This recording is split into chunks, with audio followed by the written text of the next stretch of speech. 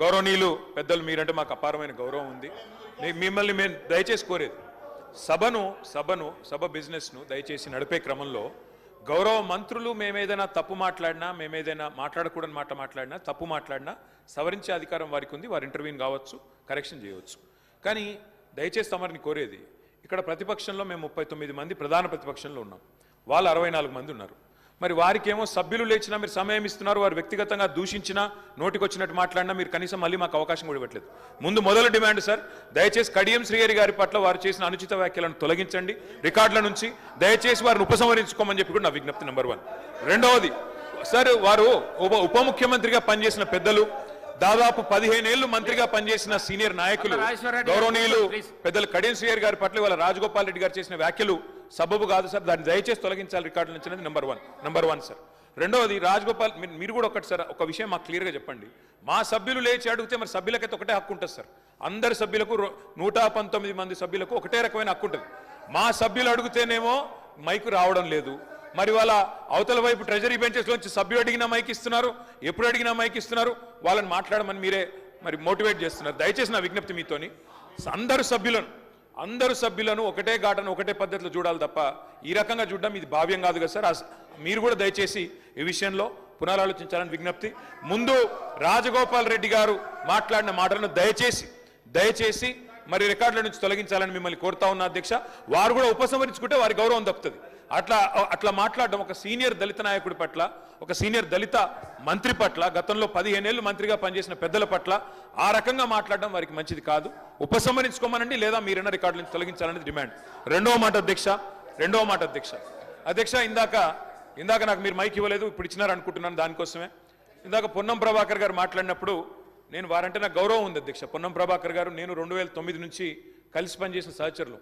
ఆనాడు వారు ఎంపీగా, నేను ఎమ్మెల్యేగా మొదటిసారి గెలిచినాం, అప్పటి నుంచి కలిసి పనిచేసినాం.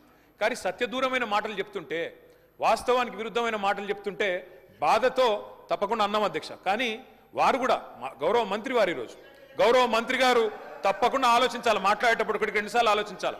ఇవాళ వారి నియోజకవర్గంలో హుస్నాబాద్లో గౌరవెల్లి అనే రిజర్వాయర్ పూర్తయి ట్రయల్ రన్ అయిన మాట వాస్తవం కాదా అధ్యక్ష? ఇవాళ హుస్నాబాద్లో ప్రజలకు తెలియదా? వేములవాడ నియోజకవర్గంలో మలకపేట రిజర్వాయర్ మొత్తం పూర్తయి అందులో 1 TMC నీళ్లున్న మాట వాస్తవం కాదా అధ్యక్ష?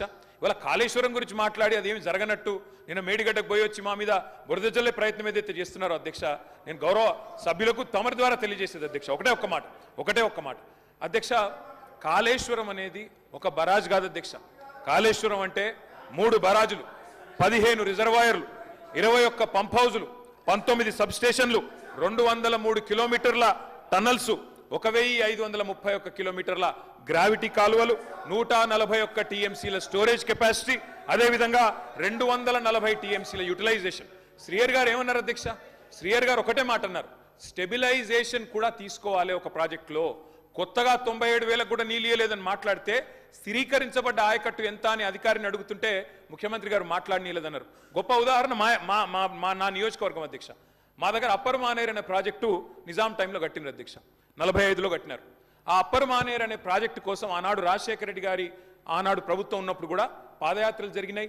దాన్ని ఎప్పటికప్పుడు స్థిరీకరించాలని నింపాలనే ప్రయత్నాలు జరిగినాయి. కానీ ఎప్పుడు నింపబడ్డది అధ్యక్ష? మొత్తానికి మల్లన్న సాగర్ కట్టిన తర్వాత మల్లన్న సాగర్ నుంచి వచ్చే కాలువ ద్వారా ఎప్పుడైతే కూడవెల్లిలోకి నీళ్ళు వచ్చినాయో, కూడవెల్లి వాగులోకి ఈరోజు ఏప్రిల్లో ఎర్రటి ఎండల్లో కూడా మా మిడ్ మానేరు, మా అప్పర్ మానేరు ఎండుతున్న మాట వాస్తవమా కాదా? మా కరీంనగర్ జిల్లా శాసనసభ్యులు వారికి తెలుసు అధ్యక్ష, శ్రీధర్ బాబు గారికి, పొన్నం ప్రభాకర్ గారికి. అందుకే ఆ బాధతోనే మేము చెప్పింది, గౌరవెల్లి అయినా, మలక్పేట రిజర్వాయర్ అయినా, అదేవిధంగా మా అప్పర్ మానేర్ అయినా, స్థిరీకరించబడ్డ సింగూర్ అయినా, స్థిరీకరించబడ్డ నిజాం సాగర్ అయినా, SRSP పునరుజ్జీవమైనా, ఇవన్నీ కూడా కాళేశ్వరం ద్వారా జరిగిన మాట వాస్తవం అధ్యక్ష. అందుకే గౌరవ మంత్రి గారిని, ప్రభాకర్ గారంటే నాకు గౌరవం, ఎందుకంటే ఉద్యమ సహచరుడు. ఆనాడు పార్లమెంట్లో వీరోచితంగా పోరాడింది కాబట్టి మా నాయకుడు కేసీఆర్ గారు కూడా కరీంనగర్లో, ఇక్కడ అక్కడ కాదు అధ్యక్ష, కరీంనగర్కి వచ్చే బహిరంగ సభలోనే వారిని అభినందించారు. కాబట్టి మాకు అట్లాంటి మంత్రి గారిని అగౌరవపరిచే కుసంస్కారం లేదు. కానీ మంత్రి గారు కూడా వాస్తవాలు చెప్పాలి అధ్యక్ష. గౌరవెల్లి పూర్తయిన మాట వాస్తవం, NGT స్టే ఉన్న మాట వాస్తవం, మలక్పేట పూర్తయిన మాట వాస్తవం, ట్రయల్స్ జరిగిన మాట వాస్తవం. కాళేశ్వరంలో, ఇంత పెద్ద కాళేశ్వరంలో 3 బరాజులు, అదేవిధంగా 15 రిజర్వాయర్లు ఉండే కాళేశ్వరంలో ఒక్క బరాజులో 3-4 పిల్లర్లకు ఇబ్బంది జరిగితే దాన్ని రిపేర్ చేయండి. ఇప్పుడే మా గౌరవ పెద్దలు కడియం శ్రీహరి గారు డిమాండ్ చేసినారు, దాన్ని రిపేర్ చేయండి. రైతుల మీద కోపం పెంచుకోకండి. కేసీఆర్ గారి మీద కోపం ఉంటే రాజకీయంగా ప్రయోజనం కావాలనుకుంటే ప్రయత్నం చేయండి, కానీ ఆ ప్రాంత రైతాంగం పట్ల కక్ష కట్టవద్దు. నింపండి, మేడిగడ్డ నింపండి, కాళేశ్వరంలో పంపింగ్ స్టార్ట్ చేయండి.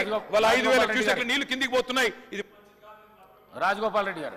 అధ్యక్ష, ఇప్పుడు నేను ఏమంటున్నా, అంత గొప్ప మనసున్న